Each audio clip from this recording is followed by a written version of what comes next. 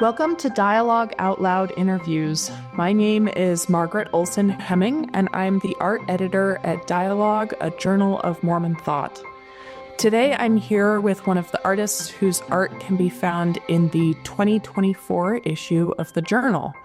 Carrie Ellen Carlisle is originally from Cache Valley, Utah. She earned her Bachelor of Fine Arts from Utah State University. Her mediums of choice are acrylic painting and digital painting, and she now lives in Andover, Kansas, with her husband and her 2 children. Carrie's art focuses on everyday family life. Carrie, welcome to Dialogue Out Loud. Hi, nice to be here. So I want to jump right in with your art, and then we'll back up and talk about your background and how you got into the art world, and then what you're working on now. So part of the reason I chose your art for this issue is that the issue's theme is of family and kinship. And while there are lots of Mormon artists who paint or portray families in some way, unsurprisingly, I was particularly drawn to yours for how you do it. Your images are just so intimate, and they capture these sort of candid moments of daily family life. There's a lot of movement in them, even as there's also stillness. Yeah, I would say I would put it as like nostalgia in the moment. I like the idea of making kind of memories. And, as a kid, you remember certain like things like sledding or ice skating or Christmas or spending time with your family, playing games and stuff. But now being a mom, it's almost like I am not reliving it, but as a kid, I lived it. As a parent, I'm living it. And then down the line, as a grandparent, I'm going to like revisit all of these things as a grandparent. And so I like to capture these moments as a parent, but then remember when I was a kid, like, how did it feel to have go to a classroom with Valentine's Day? Or, those moments, capturing those feelings. Yeah, you do have this sense of almost shared memories that really speaks to me. But I also love that your images are not saccharine, and I feel like they don't give easy answers about families. It feels like you are sharing a moment, but there are also sort of, I don't know, complex issues at stake. Could you tell me a little bit more about that, if that resonates with you at all? If the image, how you portray families as crucial and interesting without being too sweet or too sentimental. Yeah. I think also, I like that, how you put it, because there is a balance between like making everything look, I do like the nostalgia and I love that. But at the same time, there is those moments as a mother, and my art is like my journal. It always has been. It's what I am, like what I'm feeling in the moment. And so sometimes it is hard things that maybe in the moment I have an image where it's like a mom holding a child. I have actually a few images that it's like a mom holding a child, and either like it's late at night or the baby's crying or she's crying, or it's like those moments where it's so hard to be a parent or so hard to be in those moments. But at the same time, thinking back, sometimes it's like those were tender times. Even though it was hard, they made me grow as a mom, as a person, being patient, And I think to capture not only like these sweet moments, but to capture, the tired, the being, trying to be patient, trying to grow a little bit as well, if that makes sense. Mm-hmm, mm-hmm. Yeah, that makes sense to me, that in your head, you're weaving together the difficulty of it and the importance and the value that you found in that, in those times. Can you tell me about when you first began creating art and maybe some of the challenges that you faced in choosing to pursue artistic study and becoming a working artist? It honestly, it was the easiest choice. And it was more, that's what I knew I was supposed to do for a young age. I am not the black sheep of the family. My family is a lot of artists, and creativity is so like ingrained in our DNA. My mother went back to college when I was about 9 or 10. And I remember going to classes with her. I remember painting classes and art history classes. And the funny thing is, when I went to college myself, some of those teachers that she had, I had as well. And it seemed like home to me. Also, her father was very creative, painted. A lot of my family members, my sisters are very creative. My brother's an artist. My cousins and aunts, and it's something that I grew up with, and so it was literally like a first language for me. When I decided to be an artist, my grandfather, that was an artist, he passed away, and I remember thinking, as a little kid, like this is my journey in life, and I have to carry on the family like tradition to be an artist in a 10-year-old's mind. But I took it seriously, even in like middle school, high school, and then college. It was a consistent way to express myself. And I'm dyslexic. I have ADHD. I struggled in school for a lot of different things. And I feel like art was a way I could have a diary, even though I was not good at writing. I wasn't good at spelling. I always had trouble reading. And so this was my way to express myself. And I did a lot of different styles when I was younger and in college. And I always came back to women and to families. Like it was something I would ebb and flow of. I would do art about landscape. I do art about animals, and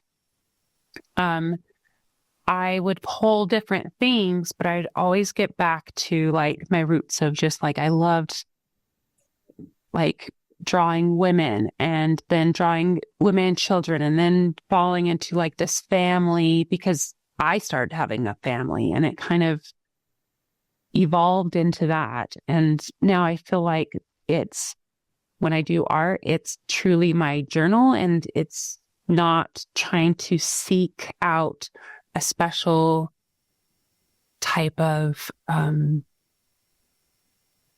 style, but it's just me expressing myself purely of who I am. Mm-hmm. And how, I mean, that's such a enormous layer of meaning to add to an already difficult task of art. I find incredible meaning in your art. Do you feel like you have been able to achieve that through your work? It took me a while to get that way. I know in college, sometimes teachers will drill a certain way of doing art and a certain way it should look like. And I remember it couldn't be to illustration, or it can't be a certain like feeling, and it had to be more not edgy, but it pushing boundaries would be the right word. And I remember leaving college and trying to shake that off because I, like I said, I paint for experiences, and it took a while. But then when I looked at what I was interested in and what I kept pulling inspiration, my dad grew up in Copenhagen, Denmark, most of his childhood. And I grew up that Scandinavian Danish culture was in my home. So that Scandinavian style. And then my mom's side, she grew up in Oklahoma, a little bit of the South and Texas. Her grandma was a quilter. And I mean like quilting with the most beautiful and bright colors, and really like groovy is the right word. Like the patterns were really crazy. And I remember visiting my grandma, and she would have boxes of her fabric of my great grandma's, and my grandma was like, yeah, sew with it. And I remember sewing, and I have a passion. I don't quilt. My sister does. I don't quilt, but there is something beautiful about pattern work. And I have a love for the folk arts of passing down quilts, passing down the idea of canning food, these things that women have been doing for generation and passing down. So I think I'm taking both sides of my mom's side, my dad's side, the background, the history, putting it in my own life, and not worrying about, is it too kitschy? Is it too sweet? Is it not edgy enough? And I'm just thinking about, these moments that humans and mothers and families have, and just putting it down and hoping that people can understand of those moments where you have to potty train your son. I have an image that I did when I was potty training, and it's just being patient, and it's frustrating, and like I said, crying in the middle of the night, holding a baby, or then those joys of passing down, being able to quilt with your daughters or your granddaughters. And my feelings and my paintings are like a quilt in their own way of like family history. If that makes sense, that's kind of like a lot of. No, it's beautiful. It's beautiful. And it really helps answer my earlier question of how do you make this feel like real family stories, which is that you are drawing from real family stories and real relationships. And yeah, I mean, I was planning to ask you about the patterns of the patterns in your paintings of fabrics, of textiles, of wallpaper that are, really strong. And I love that you already brought it up with talking about your grandmother's fabrics and quilting.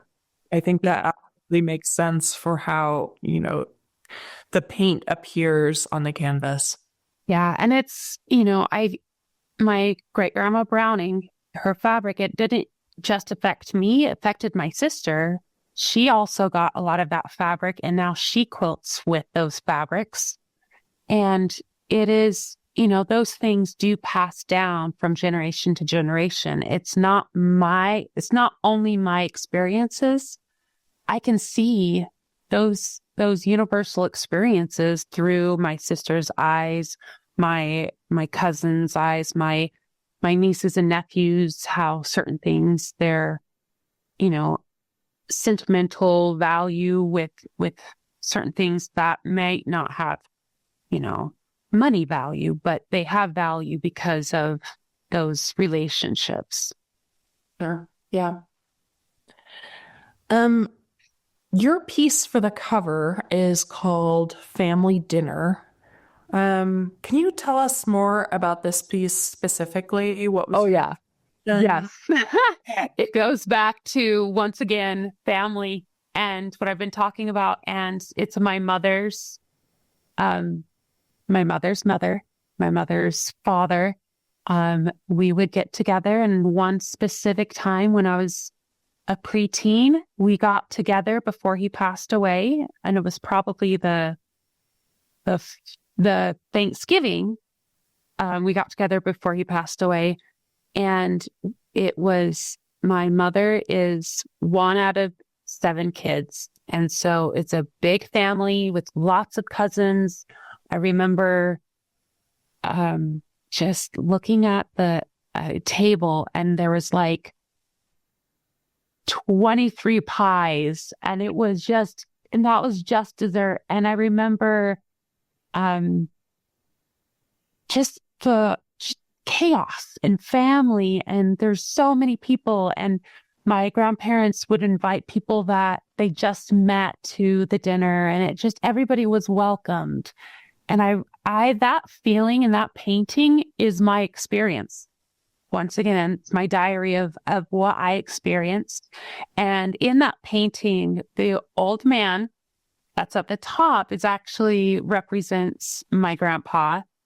And the little girl represents one of my nieces.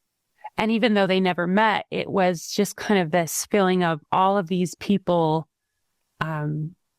throughout my life, and that inspired me, and just like joining for a family dinner, and that happiness and chaos of like Christmas dinner or Thanksgiving dinner, or just a big dinner when you're all together with family and friends and people that you kind of don't know, but they're family now. Like, so it definitely comes back to that family history feeling. Mm-hmm. It really speaks to me because my husband's family is the same way, where Thanksgiving is just, whoever, some lonely souls, maybe from the ward, or maybe just some friends that they wanted to invite over. And so they get added into the chaos, and we regularly end up with, 35, 40 people for Thanksgiving. Yeah. I almost could feel the noise coming off that painting. But also that sense of abundance of like, we're so lucky to have each other, and we're so lucky to have enough. And so everyone's welcome at the table. Yes. Yes. And I love that feeling of, you don't have a place to go, come here. Yeah. Come join us, your family. Even if we just met you, come. You don't have family of your own this year. And I try to even incorporate that in my everyday life of just like, hey, come, hang out with us, or, come to Thanksgiving with us and stuff like that. So those memories I still try to put in my own life as well. Mm-hmm. Yeah, I love that. Okay, well, tell us a little bit about what projects you're involved in, artistic or otherwise, right now, and where can people find more of your work and follow what you're sharing with the world? Yes. I have social media, of course, Instagram. I have a website. Um, I have a place that I put my art. It's kind of like an online gallery. It's called New Vision Art. It's where people can buy any prints, and they post a few things. But if you don't see something that is mine that's not on that website, you can always email Anne and just say, hey, I like this piece. Can you print it off? And so she usually has everything. They only post so many. And so that's where you can buy. I'm also in the church. It's their international art competition. Yes, the International Art Competition. I think it's the 13th, maybe the 14th, but I think it's the 13th. And it's in the spring. And I have a piece that will be showing there for congratulations. a couple of months. Yeah, thank you. It's my second time being in the show. My first one was the family dinner.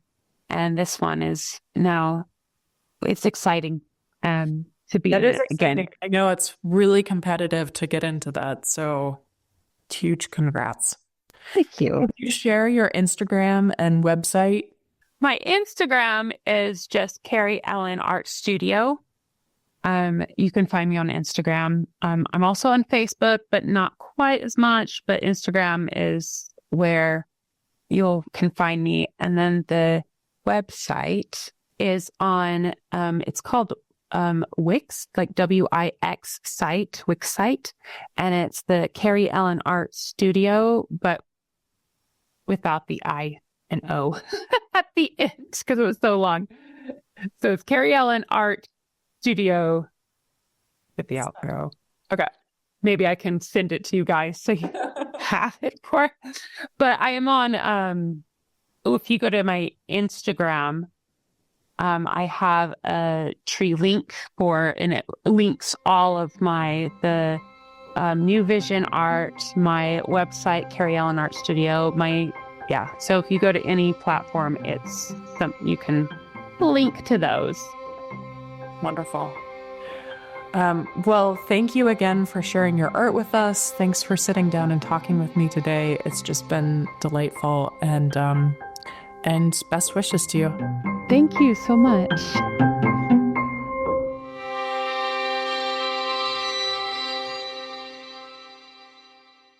Greetings, my name is Rebecca DeSchweinitz, and I'm thrilled to serve as a board member at the Dialogue Foundation and as one of the hosts of Dialogue Gospel Study. In each episode, which we record live the second and fourth Sunday of every month, we welcome esteemed speakers from a variety of backgrounds to share their insights and perspectives on the Come Follow Me lessons. Our aim is to spark meaningful conversations about the scriptures, to connect them to our personal experiences and to our understandings and explorations of the gospel.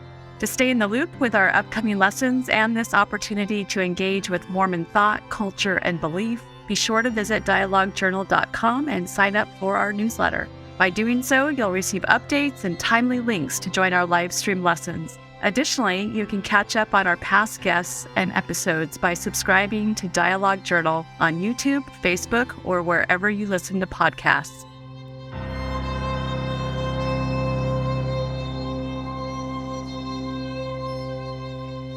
Dialogue Podcast Network.